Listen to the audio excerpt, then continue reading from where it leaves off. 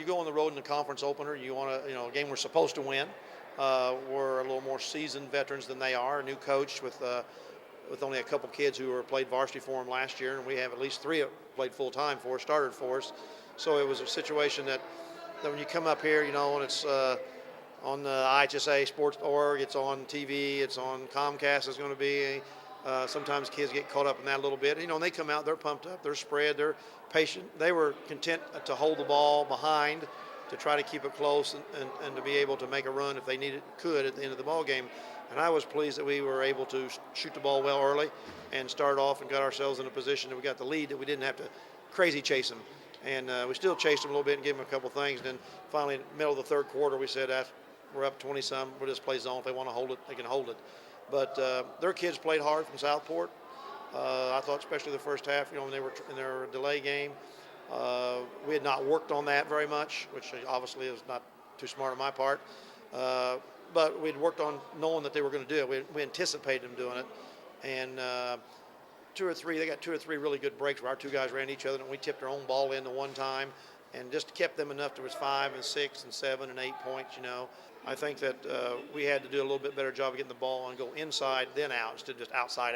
And so it's the first time a team's played zone against us the whole game. Both teams have been playing mostly man. So through these first 6 or 7 or 8 games, you get to go against different things.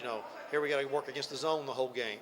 Here we got to work against the delay. We got to work against the man-to-man. We got to work against guys chasing guys and special defenses through the first couple games. So it's all a learning process trying to get to March. He's very, very athletic. He's very strong. He can shoot the basketball. He can take it to the basket. He can guard you. Once he learns a little bit more what we're doing, 2 or 3 times it was his mistake where he didn't go in the right spot on the offense, and that just goes with being here a little bit longer.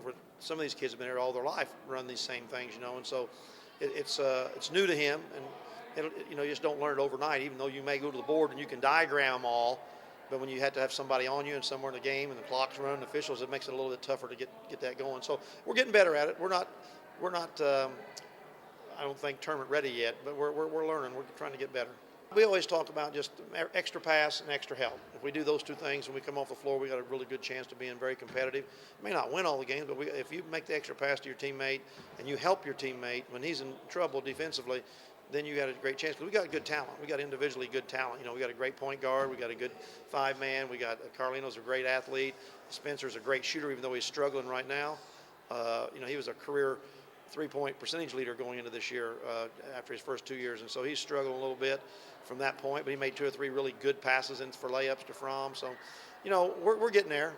We had Desmond Marks was out sick today, one of our 6-man, which is our other big guy that we have inside to come off the bench, and so we had to play Fromm a little longer, and then Joey got in foul trouble. So, and we anticipate this because we know we're going to have to play 4 guards a lot of times because that's all we got is a bunch of guards.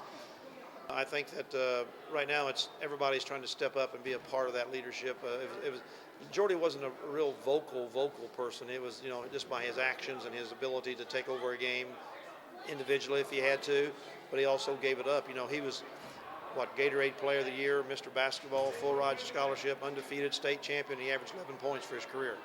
So there's not very many people like that gives up their individual glory when he could have averaged 25 his senior year if he wanted to, or if we'd have let him, or if it was necessary. And there are games where it was necessary, where he got 20-some when he had to take over late. But it's that intangible team-oriented first approach, and then we're trying to get that ingrained in a few people, and they're all good, and they're all wanting to be the leader. They're all wanting to be the person, and I'd rather the whole team be the person instead of just one individual.